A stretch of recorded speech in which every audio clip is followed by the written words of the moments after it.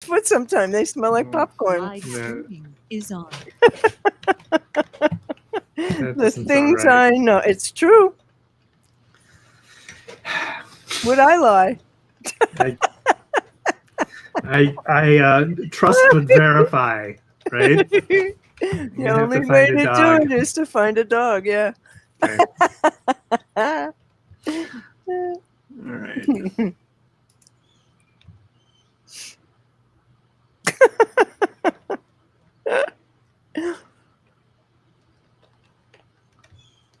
Is that? Oh, we're already live. Oops. Well, I don't know how that happened. It said live. Well, we can fix that. We can just trim the front. Yeah. Okay. I usually have to press a button in YouTube to get it to go live. All right. Well, might as well go live. Yeah, exactly. All right. Let me take a sip here, and then we'll go live. Hi, everybody who's not watching. All right. Welcome to episode number 317 of the Beyond Social Media Show, the podcast for all of you marketing, advertising, public relations, and communications professionals. You can find us by searching for Beyond Social Media Show. We are recording live on YouTube on August 1st, 2020.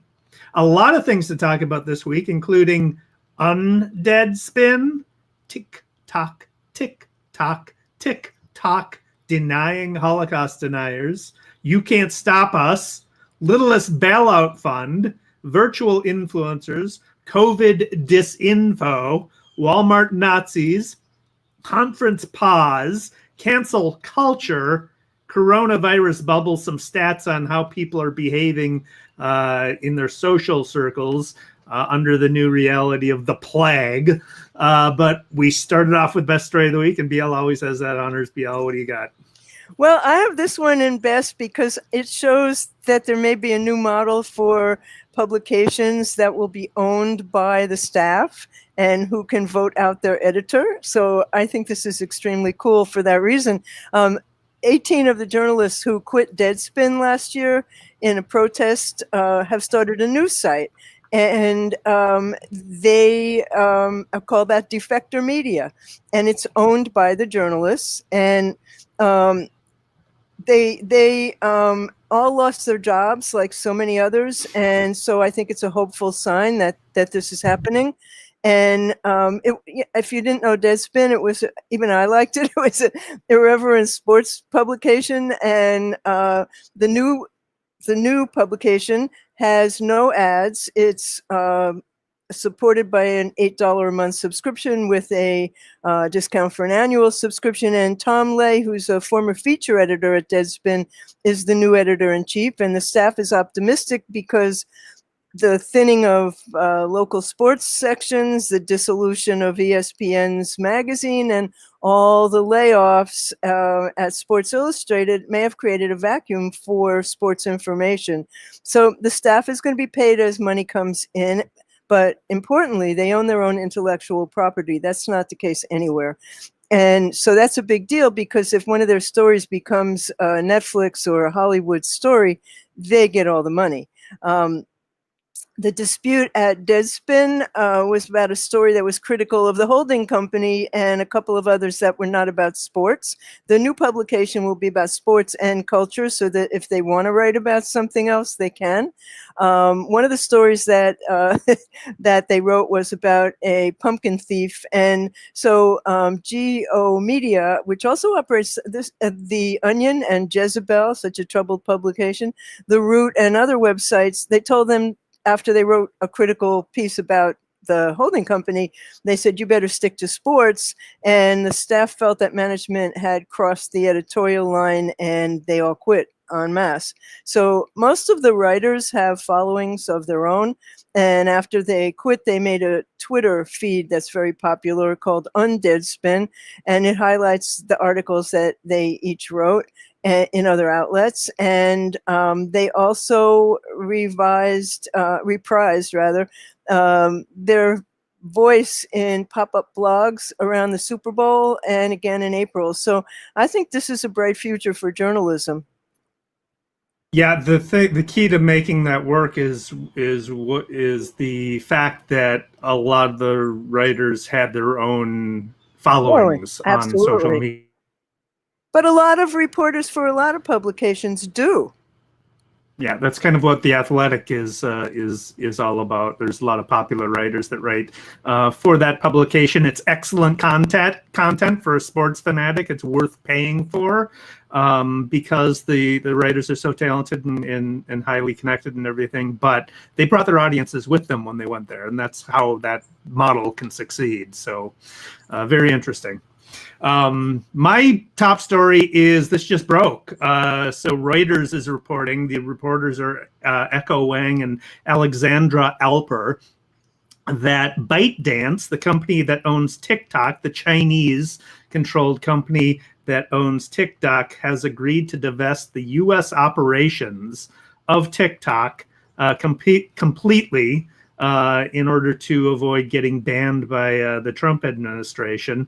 Under the proposed deal, ByteDance would exit completely, and Microsoft would take over TikTok in the United States, but just the data. So the deal is that Microsoft would be in charge of protecting all of TikTok's user data. And then the plan also allows for a different U.S. company other than Microsoft to take over the operations of TikTok as the app. So it's in best story because, I mean, I'm of two opinions on TikTok, as we've discussed in the past. Me too. You know, it's a surveillance, it's a Chinese surveillance tool. So there's that. So in that sense, this is a good move. On the other hand, it's at the behest of the Trump administration pressuring to ban it. So I have to suspect something there. I don't trust the Trump administration. I also suspect that Sarah Cooper is involved in that. But however, as has been pointed out roundly, that just leaves Twitter, Facebook, Instagram, YouTube, and a whole bunch of other platforms for social media. So I'm not too worried about the content going away. But Sarah Cooper posted earlier today that Trump is pissing off a lot of suburban moms, and there was a TikTok video of this generously sized suburban mom dancing to, to a very funny song. I'll put it in the show notes. So what's next? You got another story? Yeah, sorry. Yes. Yeah, this is in best only because it's targeting Facebook for something so egregious, and it's a global campaign. Holocaust survivors around the world launched a campaign on Wednesday targeting Mark Zuckerberg, urging him to take down the Holocaust denial content on the site. What they want is they want a meeting with him. He's yet to do that, but the campaign continues, and it's global. The source is David Rising on Associated Press, and it's a powerful campaign. It's coordinated by the New York-based Conference on Jewish Material Claims Against Germany, and the campaign is called #NoDenyingIt, and it's posting one video every day with a Holocaust survivor urging him to take down the videos on Facebook and Instagram and on Twitter their videos are posting, on Facebook, Instagram, and Twitter, and they're urging him to take down the many Holocaust denial features on Facebook. And so it's in violation of their own policies. They want him to remove the hateful posts, and this is the biggest tragedy in the history of mankind. And as one of them said in her video, if it's not real, where did the 6 million people go who were murdered? So after an outcry, Zuckerberg is Jewish. He clarified that he personally thought Holocaust denial is deeply offensive. Yeah, correct. And he believed that the best way to fight offensive bad speech is with good speech, whatever the hell that means. So the goal of the campaign is to get him to sit down with Holocaust survivors so they can personally tell him their stories and make their case that denial violates Facebook's own policies and should be removed. So far, he's refused. So Facebook said in a statement that it takes down Holocaust denial posts in countries where it's illegal, like Germany, France, and Poland, and Austria, countries where it happened. While in countries where it's not illegal, it's not an offense, said Facebook, like the US and Britain. What can you say about that? I don't know. I have a thing in the worst about cancel culture that we'll talk about later on. So I'm of mixed feelings on that as well. I don't think we should necessarily prevent people from saying stuff, even though it's stupid and horrible. But the antidote to that is education, and the problem with it is that social media doesn't allow for nuanced debate. You can't reason. The only way that you can put that kind of heinous material on is if you state that it is what it is, heinous hate material, and point to factual data. That's the only policy that makes any sense at all. Yeah. If you insist on keeping that there, which for me is reprehensible, absolutely reprehensible. Yeah. So this is hard to follow up mine with that, but I'll try. Nike has an amazing new ad out. It's fabulous. Yeah, I found this on CNN, and their caption encapsulates the Nike's latest ad sends a powerful message about COVID-19 and Black Lives Matter movement at a time when professional sports is struggling to start up amidst the pandemic. The ad had quickly become popular online. I think 23 million on YouTube was the last count I saw. And it is amazing. It is titled "You Can't Stop Us," and it's a split screen editing. So on one side is an image and the other side is another image. So half of the screen is taken up with one image, the other half is another, and it's just footage of sports. And so on one side, it's hard to explain without watching it. On one side, there's a discus thrower, and as it goes over to the other side, it turns into a ballerina on stage. There's another where a baseball player snaps his bat across his knees, and simultaneously on the other side, there's a golfer who does the same with his club. And the editing is simply insanely good for anybody Beautiful. So it is apparently 4,000 hours of sports footage that they need to go through to align these. But we'll embed it in the show notes. It's just amazing. So there's it's a few minutes long. It is. There's it's not a 30-second spot. It's like a little documentary. Yeah, there's a description with the YouTube ad that said, "You can't stop Megan Rapinoe, soccer player, Serena Williams," everybody knows who Serena Williams is, "LeBron James, just as you can't stop Naomi Osaka, who's a tennis player, Cristiano Ronaldo, who's a soccer player, and Leo Baker." I had to look some of these up. As a skateboarder, that one definitely. Because as athletes, we're never alone. Sports unites us, strengthens us, keeps us pushing ahead. No matter what, we will always come back stronger together. You can't stop sport because you can't stop us. And it's almost like the editing got in the way of the message, because I was so amazed with the editing that I didn't really pay attention to the narrator or what they're actually saying. But yeah, we'll put it in the show notes for everybody to see. I agree with you. It's better to watch it with the sound off, I think. Well, yeah, it's a phenomenal thing. I'm out of good news. I do have some smiles, but you tell me when I can do those. You know what? I was going to say, let's wait till I've got a couple of more good stories, but let's wait for the smiles until after bad, because then we'll need the smiles, right? Well, I'm kind of thinking balancing it out and everything. Yeah. So my other good one is the Littlest Bailout Relief Fund. This is from Trend Hunter's Daniel Johnson. So Country Time, the lemonade brand, has launched a new campaign called the Littlest Bailout Relief Fund. And what they're going to do is distribute stimulus checks to children who aren't able to operate their lemonade stands due to the pandemic. There's a short video that the company's at. There's a child operating a lemonade stand with no customers. A tumbleweed goes by. How brilliant. The smallest of small businesses are about to get some help, and you can participate if they have kids. You can register them for getting $100 bailout check, and the bailout checks look like Treasury checks. They're designed exactly like Treasury checks. And the claims will be chosen at random. You'll get a commemorative, if you're chosen, you'll get a commemorative check and a prepaid gift card. And you can do that at countrytimebailout.com. I love that story. Isn't it? It's great. It's adorable.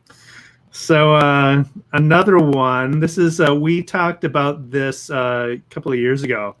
Virtual influencers. So brands are creating their own influencers so that they don't have to deal with real life influencers and can control their message. This is from entrepreneurs Tori Tayanaka. So this is written like the trend has just started, but it hasn't. It's been, as we said, we talked about it in 2018, but computer created fictional characters that brands are using as influencers. They're often paired with animated images. They're photorealistic personas that are created. So some companies are building them from the ground up so they can control every aspect of them. But one of the ones that we talked about 2 years ago was Lil Miquela. In episode 229. And back then, she, quote unquote, was just a fashion beauty influencer. But now let's get an update from Lil Miquela.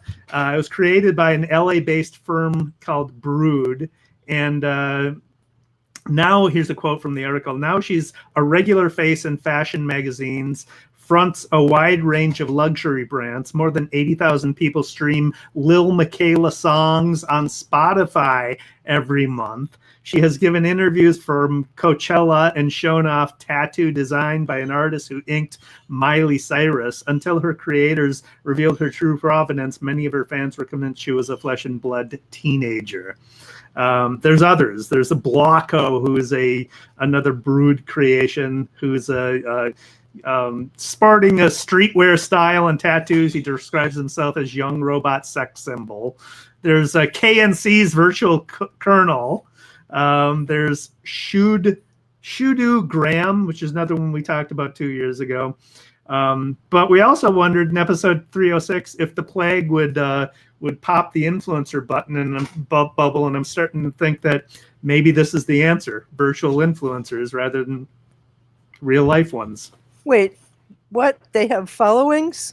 Yeah, they have tons of followings. That's hilarious. Yes. And people know that they're not real? Well, now they do. I think some of them started out by not knowing that they were real, but yeah, it's fascinating. It really is. I mean, somehow I missed all these robots, and I do love robots. So does that bring us to bad news? Yes, go ahead. This news sucks. This is about Donald Trump. This week, he touted the veracity of his favorite new COVID doctor, Stella Immanuelle. And she had this video in which she talked about all this insanity. And Facebook and Twitter and Instagram took it down. And so she said on Twitter, Facebook, put my profile page and videos up or your computers will start crashing until you do. This is from a Daily Beast story by Will Sommer. You have to read this to grasp the dangerous message that the right has now adapted, and she's their new, I don't know what, but the hashtag Demon Semen is trending on Twitter, and she's supposedly a doctor, a pediatrician who says children should be whipped. Hydroxychloroquine is the cure for COVID, so people don't need to wear masks. And she's a new darling of the right. And she also says It's my favorite part. I should have put this in best for this reason. She says the government is run not by humans, but by reptilians and other aliens, which I'd have to agree with. She also claimed that gynecological problems like cysts and endometriosis are in fact caused by people having sex in their dreams with demons and witches. So she alleges that alien DNA is currently used in medical treatments, and that scientists are cooking up a vaccine to prevent people from being religious. She said they found the part of your brain that makes you religious, and they're going to they're going to make something that prevents that from happening in your brain. And she appeared in Washington to lobby Congress on Monday, and Trump started retweeting her tweets. Now, she made this viral speech on the steps of the Supreme Court at the White Coat Summit, which was a gathering of a handful of doctors who call themselves America's frontline doctors, and they dispute the medical consensus of the novel coronavirus. And the event was organized by, guess who? The Tea Party Patriots, backed by Republicans. So footage of the speech was captured by Breitbart, and it was this huge hit online. It became the top video on Facebook. It got 13 million views, significantly more than the other ridiculous one, Plandemic, another disinformation video that went viral. And that one got 8 million Facebook views. So both Facebook and Twitter deleted the videos, and they cited rules about disinformation. And then the deletion set off a round of complaints by conservatives on bias in social media platforms. So she responded in her own way, saying that Jesus Christ would destroy Facebook's servers if her videos were not restored. She claims that a variety of medical problems are caused by sex with spirit husbands and spirit wives during dreams, and they're responsible for miscarriages. This is a quote from her. They're responsible for miscarriages and impotence, men that can't get it up. And oh yeah, Pokemon, Hannah Montana, Magic 8-Ball, and other children's shows are toys that exist to get children into witchcraft. I'm sure she's going to be Trump's VP. You can't make this stuff up. You just can't. When the going gets tough, the weird turn pro. Oh my God, that's really. I mean, how weird can you get? You know, I mean, and then I can't go further. That's just, I mean, it just gets more and more bizarre, but you know. Oh my God. Yeah, well, here's my worst is I got two of them, but in Marshall, Minnesota, Walmart in Marshall, Minnesota, there was a couple who decided to protest the Governor Walz's dictatorial, quote unquote, statewide mask mandate. And so they did that by wearing red face coverings or scarves or whatever that had the Nazi swastika on them. So they basically small Nazi flags they put around their faces to protest it, and they were called out by customers. There's video of these customers saying that's not good. You need to take those off. You need to leave. You need to, you know. So they were called out by that, and they were belligerent, and they were holding up their. They were giving the Nazi salute and everything, and saying that if we don't stand up to Governor Walz, we're going to live in a dictatorship, just like Nazi Germany and everything. And I'm like, these people, are they ignorant or are they actual fascists? I think I think part of the problem that we're dealing with right now is we are so far removed from World War II. You know, it's not fresh in our collective memory anymore. Yes. So we don't really understand the context. I think in this case, I'm thinking that they're just completely ignorant of history and they're latching on to what they are being told is dictatorial behavior. So it's just strange. Walmart put out a restraining order on them, so they're not allowed back in the store. But it's just it's a weird world. Just yesterday in New York, an employee politely asked a woman to put a mask on, and the woman knocked this 70-something-year-old woman down and broke her hip. I mean, there's insanity going on. There's sheer insanity, and you're right about being so far from World War II, which is why I had the Holocaust survivors speaking out in the best part of the show, because there are so few of them left. Yeah. And I don't know if this is taught in school. I really don't. It's not. No, so that is, as I said earlier, that it's education. And I was in my high school, actually, there was one teacher who did a Holocaust, World War II Holocaust class that everybody raved about. I never actually got to take him for whatever reason, but civics is not taught in class. I mean, we're not taught how our own government works. And people are completely ignorant of history. I run across it again and again. And ignoring history, you're doomed to repeat it, right? There was a young man who worked for me probably 20 years ago, and I had my PR firm, maybe 25. And we were walking along one day. I just left the meeting, and he said, "Can you just tell me, what was the big deal about JFK?" Wow. He didn't know. He hadn't been taught. It's, I mean, if you study history, you better do it after school or outside of school. Yeah. Anyhow, back to real life. Say goodbye to in real life trade shows until probably 2022. This is from a VentureBeat story by David Takahashi, and the Chaotic Consumer Electronics Show is usually attended by about 180,000 people. It's going virtual, and this is going to be an enormous blow to tech marketing companies and startups who rely on CES to showcase their upcoming products. And it draws press, it draws tech enthusiasts, but probably most importantly, buyers. So in case you thought, in-person events are coming back, you're going to see this story over and over. And they made the decision consulting with more than 10,000 attendees and other stakeholders in recent weeks, and finding that large numbers of people simply didn't want to attend the show. So the consumer CTA, I don't know what this stands for, the CEO, Gary Shapiro, said he talked to scores of CEOs, and everybody understood the challenges of the pandemic. And they said the only way they can protect attendees during the pandemic is to have it online. And oh goodness, where's his name? Anyway, Shapiro, I don't have his first name, whose wife is a doctor, said the CTA didn't want to be responsible for spreading the pandemic, even though it had thousands of exhibitors already signed up and a likely crowd of tens of thousands of people all ready to come. And you just can't do it.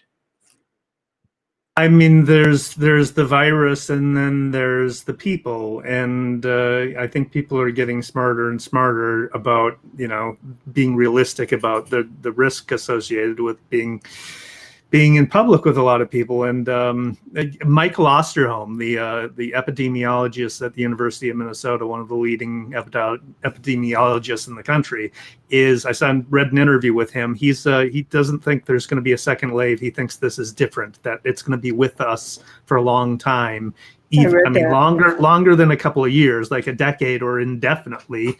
And even if we get a vaccine, it's not going to be an on-off switch. It might be something that we need to continue to get inoculated. So, well, that's a little bit like the flu, but my doctor always says when a new vaccine comes out, let's wait a year and see what happens, because some people will undoubtedly have very serious side effects. Oh. And, the one that they're talking about now, that they just are, betting on 500 million doses. Apparently it only lasts a short time, and you're going to have a second vaccination. So, and I get a flu shot every year, but I generally also do get the flu, theoretically less seriously. Who knows? But I've had pneumonia 7 times. So wow. Yeah, I mean, that's not normal. Anyway, back to smiles. Can we do smiles? I got one more bad one. Oh God, go ahead. So this one, I've been thinking about this for a while, and you've heard of the Harper's letter? No, I have not. Okay, so there's an open letter on Harper's magazine from a bunch of intellectual thought leaders. Not thought leaders is a bad name for it. Our public intellectuals in America. That was written about cancel culture. And so I'm just going to read the first little bit of it here. starts out with powerful protests for racial and social justice are leading to overdue demands for police reform, along with wider calls of greater equality and inclusion across our society, not least in higher education, journalism, philanthropy, and the arts. But this needed reckoning has also intensified a new set of moral attitudes and political commitments that tend to weaken our norms of open debate and toleration of differences in favor of ideological conformity. As we applaud the first development, we also raise our voices against the second. The forces of illiberalism are gaining strength throughout the world and have a powerful ally in Donald Trump, who represents a real threat to democracy. But resistance must not be allowed to harden into its own brand of dogma or coercion, which right-wing demagogues are already exploiting. The democratic inclusion we want can be achieved only if we speak out against the intolerant climate that has set in on all sides. The way to persuasion, not by trying to silence or wish them away. We refuse any false choice between justice and freedom, which cannot exist without each other. As writers, we need a culture that leaves us room for experimentation, risk-taking, even mistakes. We need to preserve the possibility of good faith disagreement without dire professional consequences. If we don't defend the very thing for which our work depends, we shouldn't expect the public or state to defend it for us. And I think, there's a lot to complain about. There's a lot of things that we should be outraged about and we must speak out about. But also, I see there's a lot of virtue signaling. There's a lot of people picking up on something without doing the investigation and really destroying people's lives. I mean, their livelihoods, people getting canceled because of something. We need to have room for redemption, forgiveness. I've been saying, like, since social media, that we need to, as a society, become much more forgiving. I thought it would happen, but I don't think it is. I don't think it will either. I think it's all gone. I think perhaps when Biden is president and there's a moral leadership, that maybe some of this will even out. But there's such rifts between people now, and you're so right about just, everybody jumping on somebody and this mob that runs so much of social media. And people, we've talked about this all the time. People are responsible for vetting their sources. And before you post something, you got to find out if it's real. And, so many times it looks real and it's not. I mean, I have to credit Twitter with the little notation they have when it's a reliable source. It's a green check. There's an exclamation and a red box when they feel that it's not a source that has journalistic quality. And, at least they're doing something. Whether or not people notice that or know what it means or care, I don't know, but I care. Yeah. I've seen situations where it's not even the source, media source, of whether it's somebody who knows somebody who said something and they picked up on it. And, well, my friend who I trust says this person is horrible, so I'm going to repeat that because I trust my friend, and the friend was wrong. And they didn't take the time to find out what the true source of the issue was. Well, but here you have a president who says many people say, so that becomes the norm. I mean, we do not have moral leadership, and perhaps when we do again, so I got a great smile here. Let's do the smiles. Yeah, this is called The Arc of History, and it's by the cartoonist Mike Lubavich. He's the Pulitzer Prize winning cartoonist at the Atlanta Constitution, and he published a cartoon that shows John Lewis crossing the John Lewis Bridge on a rainbow heading up into heaven, carrying a sign that says vote. That's awesome. It really is beautiful. That's awesome. So I've got a beautiful one. make you smile. There is a video. I found it on Twitter through Rex Chapman. And if you want things that will make you smile each and every day, you must follow Rex Chapman. He's great. Because this one is a video of a girl who's getting her hair cut from her boyfriend is shaving her head, shaving all her hair off because she has struggled with her hair loss from alopecia. Yeah. And so you're watching it, and there's no, they're not talking, or it's just music accompanied by music, and she's clearly, emotionally distraught as she's getting her hair cut, as you can imagine. You watch her expressions, and it's very touching and sad. So the boyfriend, he's sitting behind her, and he shaves off all her hair, and then when he's done with that, he immediately starts shaving off his own hair, and her reaction is just amazing. Oh, it's such a beautiful one. I put that in my likes this week because it was gorgeous. It was just gorgeous, and it does make you cry. You need a couple of tissues before you watch it. I'll warn you. But this is a fun one. Employees at Red Lobster saved a 1 in 200 million blue lobster that came in with the daily catch, and somebody noticed that it was blue, which is not something that happens all the time. And so it's going to live out its life at the Akron Zoo. And so it is there instead of being, dinner. And he's going to be there for all his days. The blue color is caused by a genetic defect that causes the lobster to produce an excessive amount of a particular protein. And he's blue. He's bright blue. Huh. It's really cool. Oh, that's awesome. So cool, shiny new stuff. You've got a bunch of them, so why don't you start? Okay, yeah, I got some good ones this week. I have how to check your devices for stalkerware by Wired. It's got detailed instructions for iOS and Android devices, and you really need to look at this link and make sure that you do not have stalkerware on your devices. It's pretty pervasive stuff. You got one? Yeah, I do.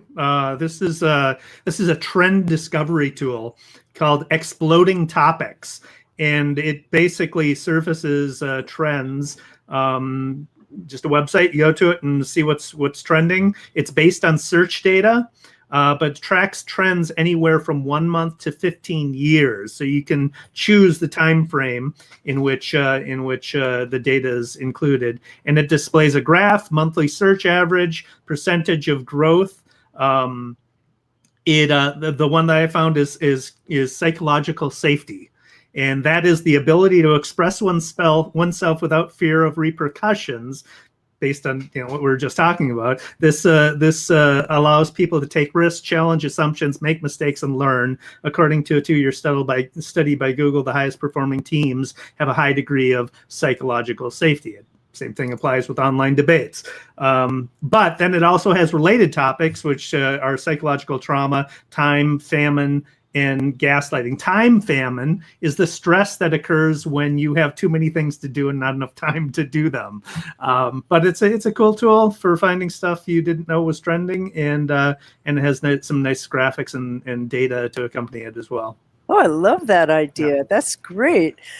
This one is called My Front Page, and it's created by an 18-year-old who's called ANN, and it lets you create your own personal new tab page. So on mine, my homepage is Google, and with this in your browser, without any code at all and for free, you can add elements, you can change the order of stuff, you can modify the colors, you can add custom CSS. If you know some code, you can create your own themes to have your new tab open the way you like it. And you don't need to know any code. You don't have to sign up. You don't have to give them a credit card. If you know a little bit of CSS, you can add your own, and you can make themes and for yourself and for other My Front Page users. It's very cool. Even I can do it. So is it a browser extension? No, it's a website where you create the page. And then it ties to your browser. So when you open up a new tab, it's the new Yes. Huh, I wonder how that works. And I don't interesting. know. I don't know. Right. I got another one. This is actually an important one. This is called Skyroam Solus X Wi-Fi Smart Spot. And it's an international Wi-Fi hotspot with a solid LTE speeds. And this is the important part, a 16-hour plus battery. And so you can get through an entire day. And it's really important for kids who are doing distance learning, who don't have access to internet at home. It includes VPN, and the device itself is $179 US, and you can rent it for $8.99 a day, or there are weekly plans. You can sign up for Wi-Fi. You pay per gigabyte, or you can get unlimited contracts. It combines 4G LTE Wi-Fi, remote camera, power bank, and integrated smart assistant, so consumers can simultaneously see, listen, speak, and connect from the street or from across the planet. You don't need a SIM card. You have no roaming charges, and you can connect up to 10 devices. And it's small. It's something you can carry easily with you. Isn't that cool? $8.99 a day? Yeah. That's expensive. Well, if you don't have access to internet and your kid needs to go to school, what are you going to do? Yeah, I'm just thinking if that's the target audience, they probably can't afford it at $8.99 a It's day. really not. Really, the target audience is business and travel and being able to have a VPN so that They are awesome. not I've used a device like that. They're definitely awesome. I agree. But it's just and there are wow, weekly plans. That's There are, expensive. yeah. Well, what isn't? All right. Are we into politics? Yeah, this has happened today, and it's just so damn cool. 400,000 views in 2 hours, an ad with Obama and Biden. It's heading for 1 million today, and it talks about the ways that presidents promote trust or don't, how they handle crises or don't, and how they handle crises instead of creating them. It's a conversation between Biden and Obama, who spoke so beautifully this week at John Lewis's funeral. Yeah, it was nice to see him again. Wasn't it? Yeah. And then later in the day, Morgan Freeman read John Lewis's last column. Yeah, So, I saw I that. mean, you need some hankies for that too. Yeah. So speaking of Biden, we've discussed before Wired magazine's Google auto suggest interviews, where it's a clever thing that they do. They do the auto suggest. They get all the questions that people ask through Google's auto suggest feature, and then pose those questions to somebody who answers them, some celebrity who answers them. And this time it was Joe Biden. So there's a lot of Democrats, progressives, and whatever are complaining about Biden being out of sight and out of mind, and he's not. I mean, Not at all. I think he's played it perfectly because one, he's giving Trump enough room to do his own damage, and two, he's being strategic about his appearances, about where he speaks and how he speaks. But he's doing these things. So Wired has Joe Biden answering auto suggest questions. There's like 10 minutes or 15 minutes of him answering questions, and it's great. It's a very targeted audience, and that's how the campaign is I think has been run flawlessly thus far.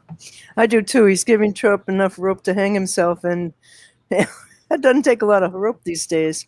So your next one's great, Dave. Yeah, this is a cool new feature. I found it from James Potter, who's at Business 2 Community, and LinkedIn has a new feature that allows. So I have a friend whose name is Blois, and nobody can pronounce his name properly the first time. And I've known people who have known Blois for many, many years and still can't pronounce his name for whatever reason. How do you spell it? It's Blois. Oh, I'd never get that. Yeah, so he has that problem. I don't. My name is David Erickson. Most people can figure that out. But this is a feature that Blois should take advantage of, and it's a new feature on LinkedIn where you can actually record how you pronounce your name. and have that on your LinkedIn profile so people can actually hear how to pronounce your name. So if they're meeting you first time in a business meeting, it removes that awkwardness of people who have difficult to pronounce names for the person who's going to meet you. And it's basically a little icon next to your name on your LinkedIn profile that you can access it through the app. It's not available on desktop now or yet, maybe in the future, but right now. And you just click on the pencil icon next to your name, and then it'll take you to a screen where you can add audio of how to pronounce your name. You hold down the microphone icon and record your name, and then it lives on your profile. It's only available on iOS and Android mobile app. And you have a maximum of 10 seconds recording time. But I did a screen recording of how to do it. It's pretty simple. We'll put that in the show notes as well. So you mean people can stop calling me Ms. Ochman? Well, I was thinking about you, and I wouldn't have imagined that people would have that difficulty pronouncing your name. Constant. But the people Ochman, Ochman. Yeah. But people do not, I mean, you've gotten emails where you're addressed as a man, right? Totally. Because BL. So if you put your recording, they would recognize your voice as a female. My picture's there. Yeah, that's Hello. right. Yeah, exactly. Yep. All right. So let's wrap this up. Okay. This is fascinating stuff from Axios. David Nather is the reporter on this story. They have done a poll with Ipsos, and one of the questions was, have you formed a social bubble, quote unquote, of people you interact with that take similar precautions to minimize the risk of catching COVID-19? And so they asked this of 1,000 plus Americans, and the breakdown is 47% said yes, 53% said no. More women than men are more likely to have agreed with that, to have said that they formed a social bubble, 51% versus 42%. You're more suburban, 50%. More older people, logically, 65 plus is 54%. And the higher education, more likely you're to have formed a social bubble. But we talked about in the psychology of consumers around COVID many episodes ago. This is another aspect of that people are adjusting to this new reality and finding people that they trust for their kids' play dates, for socializing, and all that kind of stuff. So that's really an interesting study. Yeah, and it's nonpartisan too. The results were the same across the board in terms of politics. So. Very interesting. So that brings us to the end of episode 317 of the Beyond Social Media Show, which we have been bringing to you weekly since 2013. You find us by just searching Beyond Social Media Show, and links to everything we discussed today will be at our blog, BeyondSocialMediaShow.com/317. We hope you'll let us know what you think. We hope you'll subscribe to the podcast. I'm here with David Erickson. He's on Twitter as D Erickson, Instagram DE Erickson, YouTube eStrategy. He blogs at e-strategyblog.com. And I'm BL Ochman, not Ochman or Ochman.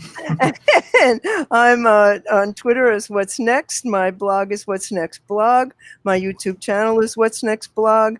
And Lucy, the rescue puppy who turns 2 tomorrow, is on Instagram. The show, BeyondSocialMediaShow.com. We're on Twitter as @BSMediaShow. And we're on LinkedIn. We're on every podcast platform, anywhere you get your podcast, Google, Apple, Spotify, Stitcher, iHeartRadio, everywhere. And so we'll be back next week. Thanks for watching. Thank you. All right.